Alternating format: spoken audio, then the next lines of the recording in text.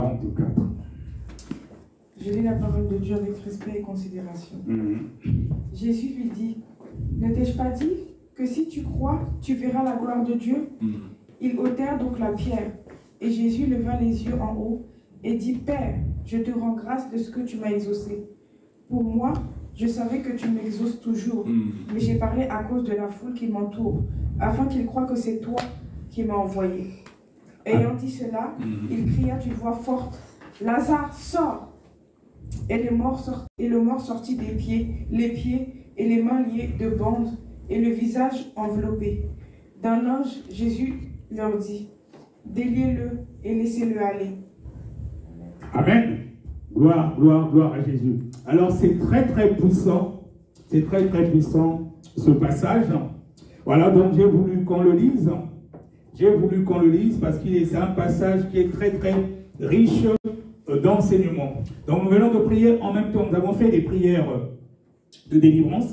Là, pour le cas de Lazare qui était mort, mais en réalité vous devez savoir, quand on est dans le Seigneur, nous ne mourrons pas vraiment, c'est juste cette enveloppe corporelle, la nature par rapport à la nature adamique, comme il est dit que poussière nous sommes, poussière nous retournerons. Donc l'enveloppe corporelle repart sous la terre, elle devient poussière. Mais par contre, l'âme continue à vivre quelque part, et soit c'est dans le lieu de tourment ou au paradis. Et c'est pour ça quand on avait dit à Jésus que Lazare était mort, en fait Jésus avait dit à ses disciples que Lazare dort. Mais ils ne comprenaient pas qu'il était déjà mort. Parce qu'en réalité, quand on est dans le Seigneur, tu ne meurs pas quand tu meurs. En fait, l'enveloppe physique va mourir, mais l'âme, ce qui est plus important, continue à vivre.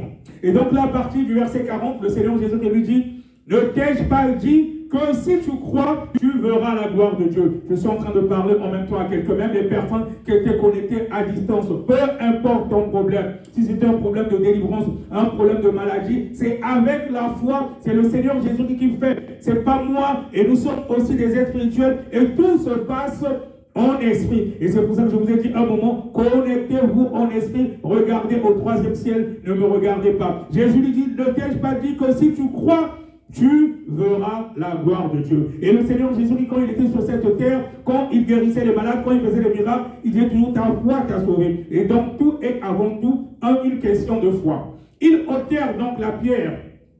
Et Jésus leva les yeux en haut et dit, Père, je te rends grâce de ce que tu m'as exaucé. Et là, on voit que, avant même que le Seigneur Jésus-Christ ne puisse ressusciter Lazare, il a commencé la prière en disant, Père, je te rends grâce de ce que tu m'as exaucé. Là, je donne en même temps un enseignement à quelqu'un. Quand tu pries, tu demandes quelque chose à Dieu, avant même que tu ne puisses voir la manifestation. Mais si tu as la foi, tu sais que Dieu a fait, tu remercies déjà le Seigneur. Et comme là, nous venons de prier à l'instant, nous avons fait les prières de délivrance, que tu es manifesté ou pas. Mais par la foi, tu crois en la prière que tu as eu à faire. Tu dis déjà au Seigneur, je te rends grâce de ce que tu m'as exaucé. Je te garantis dans le spirituel, c'est ce qui se passe.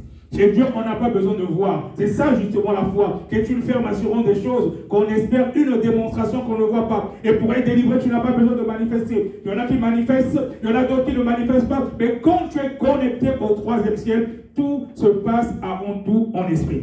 Et au verset 42, il dit, pour moi, je savais que tu m'exauces toujours.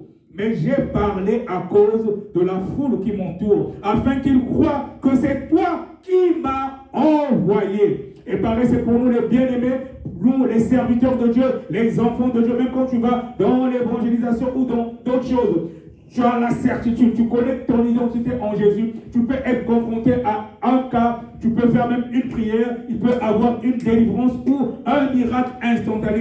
Mais tu ne le fais pas pour te glorifier, pour que Dieu soit glorifié. Si c'est dans ton sens, je te garantis, ne te sous-estime pas, Dieu fera quelque chose. Et tu diras, comme Jésus, pour moi je savais que tu m'exauces toujours, mais j'ai parlé à cause de la foule qui m'entoure, afin qu'ils croient que c'est toi qui m'as envoyé. Parce qu'avec nous, Dieu a mis aussi en nous, ses enfants, ses serviteurs, la puissance, et l'évangile du Seigneur était accompagné de puissance. Donc ayant dit cela, il cria d'une voix forte, Lazare, sors. Et le mort sortit, les pieds et les mains liés de bandes, et le visage enveloppé dans l'âge. Jésus leur dit, déliez-le et laissez-le aller. Déliez-le et laissez-le aller. Donc Lazare était mort. Ça fait déjà 4 jours. Il y a des gens, parfois, qui sont dans ces situations. Tu es oppressé, tu es enfermé dans une prison, c'est comme si tu es mort. Il y a même des gens, qu'on a déjà programmé, comme je disais, d'entrée de jeu, il y en a même qu'on a déjà programmé qui vont mourir d'ici la fin de l'année. Et par la foi, comme je dis que toutes les personnes qui étaient connectées sur la prière de ce soir, personne ne mourra. Dans le nom puissant de Jésus, parce que le Seigneur, il est dans sa parole. Et donc, comme il a dit à Lazare, Lazare sort, et comme il a dit maintenant de le délier après la délivrance. Donc, quand il a eu à prier pour lui, et par la suite, Jésus leur dit, déliez-le. Donc, c'est quelqu'un qui était enfermé. Tu étais enfermé quelque part. Donc, une fois qu'on prie pour ta délivrance, tu sors de là. Mais ça ne suffit pas. Le Seigneur dit après de te délier. C'est comme, par exemple, il y a des personnes qui vont dans des églises. Tu dis que tu as reçu le Seigneur Jésus-Christ depuis de longues dates, mais tu vois que ta condition ne change pas. Oui, tu as reçu le Seigneur Jésus-Christ comme ton Seigneur et Sauveur, mais est-ce que tu as prié pour qu'on brise les liens de famille? Est-ce que tu as prié pour qu'on brise les liens de famille? Tu es venu dans le Seigneur, oui. Tu l'as reçu comme ton Seigneur et Sauveur. Il y a des limitations de famille parce que le spirituel a les droits. Tant que ces limitations ne soient pas encore brisées, ça va continuer à pourrir ta vie. Et donc c'est comme le cas de Lazare quand il est sorti du tombeau. Le Seigneur Jésus-Christ a dit maintenant de le délier. Parce que deux fois, bien qu'on vient dans le Seigneur, on reçoit le Seigneur Jésus-Christ, mais il y en a qui sont encore liés. Donc c'était la conclusion par rapport à la prière de ce soir, déjà par la foi. Quand tu regardes à Jésus, quand tu pries à Jésus, pour apprendre à prier, à remercier le Seigneur Jésus-Christ, même quand tu ne vois rien, pour apprendre à remercier le Seigneur Jésus-Christ. Et tout se passe avant tout en esprit. Et donc même toi qui étais connecté ce soir,